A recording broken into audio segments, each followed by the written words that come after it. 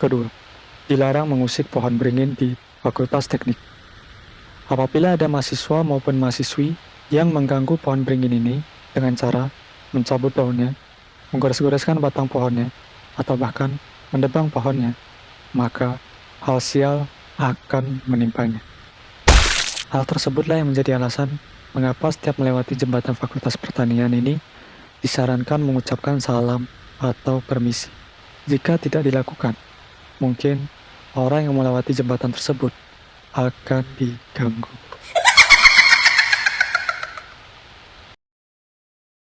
Selamat datang di channel Horipilasi. Channel yang membahas hal-hal mengerikan yang ada di dunia nyata maupun dunia internet.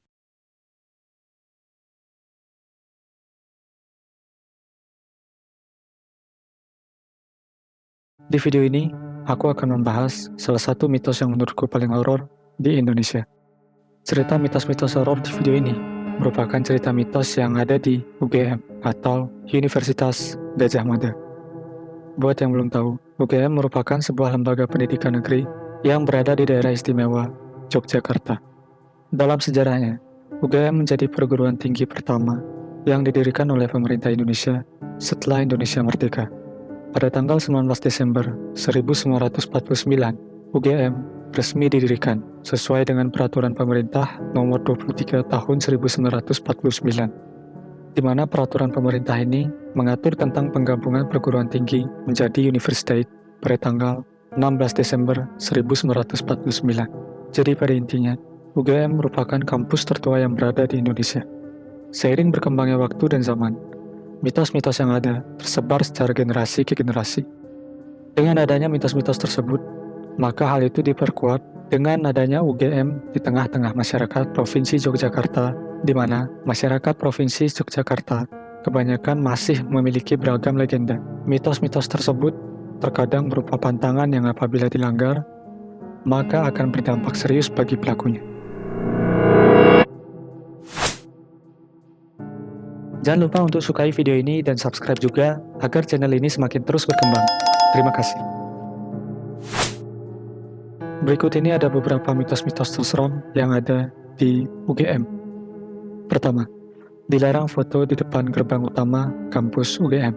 Di gerbang ini sebenarnya tempat foto yang menarik, apalagi dengan adanya latar tulisan Universitas Gadjah Mada di belakangnya. Namun sebenarnya, di balik hal itu, ada hal yang bisa membuat pelaku yang melakukannya akan mendapat kesialan. Menurut cerita dari mahasiswa-mahasiswi di sana, konon, bagi mahasiswa maupun mahasiswi UGM, mereka sangat dilarang, bahkan tidak disarankan untuk melakukan foto atau pemotretan di depan gerbang utama kampus UGM ini. Hal ini menjadi pertanyaan, mengapa hal tersebut tidak boleh dilakukan? Karena terdapat mitos bahwa mahasiswa maupun mahasiswi yang melakukan hal itu, proses pendidikannya akan lebih lama mengalami kelulusan, alias mahasiswa abadi. Kedua, dilarang mengusik pohon beringin di Fakultas Teknik. Di Fakultas Teknik, terdapat sebuah pohon beringin yang dimana pohon beringin ini memiliki bentuk yang tinggi dan juga besar. Biasanya pohon beringin ini digunakan untuk berteduh di saat cuaca yang sedang panas. Terlihat pohon beringin ini biasa saja. Namun, di balik itu, terdapat mitos menyeramkan dari pohon ini. Mitos tersebut ialah jangan mengusik atau mengganggu pohon beringin ini. Konon katanya, pohon beringin ini usianya sudah mencapai ratusan tahun. Jadi, tidak heran kalau pohon ini ada penunggunya. Apabila ada mahasiswa maupun mahasiswi yang mengganggu pohon beringin ini dengan cara mencabut daunnya, menggores-goreskan batang pohonnya, atau bahkan mendebang pohonnya, maka hal sial akan menimpanya. Ketiga, rombongan dilarang berjalan berjumlah ganjil di jembatan Fakultas Teknik. Di Fakultas Teknik UGM, ada sebuah jembatan di mana jembatan tersebut merupakan jembatan penghubung antara Fakultas Teknik kampus UGM dengan Jalan Monjali. Di jembatan tersebut, terdapat sebuah mitos yang konon katanya, saat malam hari, apabila melewati jembatan itu, dengan jumlah rombongan yang ganjil atau sendirian, maka akan ada sosok yang menggenapi rombongan tersebut. Keempat, dilarang datang ke gedung bekas perpustakaan pusat setelah jam tutup. Dikutip dari situs ini, gedung bekas perpustakaan pusat lokasinya berdekatan dengan MIPA bagian selatan dan posisinya tepat berada di depan Kopma UGM. Dahulu gedung ini dipergunakan sebagai perpustakaan unit 2 dan Swaragama. Bangunan ini terdiri dari 3 lantai, yakni lantai 1 digunakan untuk data, administrasi, tempat beribadah, dan teknologi informasi. Lantai 2 khusus untuk koleksi buku perpustakaan, dan lantai 3 dipergunakan hanya untuk operasional radio Swaragama. Menurut informasi dari penyiar-penyiar lama, saat mereka bekerja sendiri atau sedang bertugas pada malam hari, terkadang mereka mendengar atau merasakan kegiatan lain di lantai 3. Seperti contoh, ada beberapa orang yang sedang memanfaatkan ruangan tersebut untuk keperluan akademik atau perpustakaan. Padahal pada malam hari tidak ada layanan apapun untuk mahasiswa, karena perpustakaan UGM tutup pada pukul 4 sore. Itu sebabnya, tidak ada lagi yang mau datang ke gedung bekas perpustakaan pusat ini setelah jam 4 sore atau jam tutup.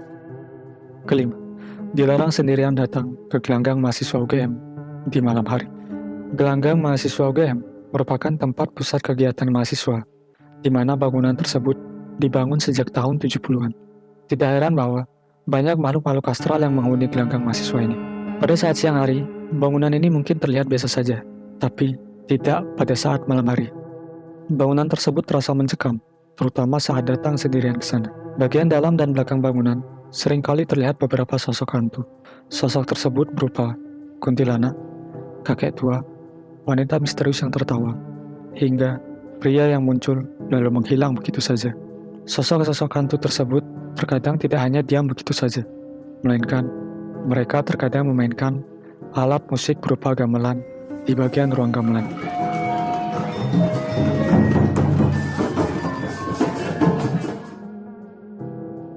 Keenam, ucapkan salam atau permisi jika melewati jembatan Fakultas Pertanian.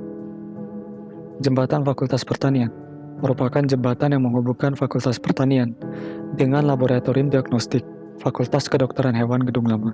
Mahasiswa maupun mahasiswi yang ingin melewati jembatan tersebut disarankan mengucapkan salam atau permisi, karena di jembatan tersebut terdapat sosok wanita berkerudung yang diduga bernama Rohana. Sosok Rohana ini dipercayai mahasiswa UGM bahwa Rohana semasa hidupnya melakukan aksi bunuh diri di jembatan tersebut. Beberapa mahasiswa pernah melihat sosok Rohana ini berjalan di sepanjang jalan hingga sampai akhirnya Rohana melompat ke bawah jembatan. Saat rombongan mahasiswa tersebut melihat ke bawah jembatan, justru tidak ada siapapun yang berada di bawah. Hal tersebutlah yang menjadi alasan mengapa setiap melewati jembatan Fakultas Pertanian ini disarankan mengucapkan salam atau permisi. Jika tidak dilakukan, mungkin orang yang melewati jembatan tersebut akan diganggu. Terakhir, dilarang menyanyikan lagu Gugur Bunga di bundaran Fakultas Teknik. Menyanyikan lagu Gugur Bunga merupakan mitos yang memang sudah banyak orang yang mendengarnya. Bagi yang belum tahu, Gugur Bunga merupakan sebuah lagu atau himne untuk penghormatan para pahlawan yang telah meninggal dunia.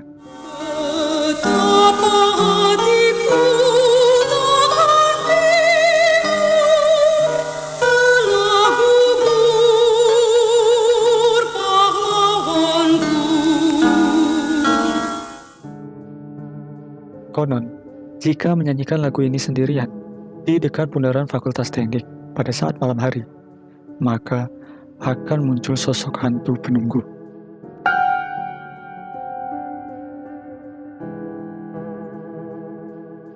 Hantu tersebut akan menampakkan diri dengan penampakan yang menyeramkan, dan kehadirannya akan tercium dengan aroma yang sangat harum. Apabila aromanya masih tercium cukup jauh, itu artinya hantu tersebut masih berada di kejauhan. Tapi, jika aroma tersebut perlahan-lahan menghilang, itu berarti hantu tersebut sudah berada di belakang tanpa disadari.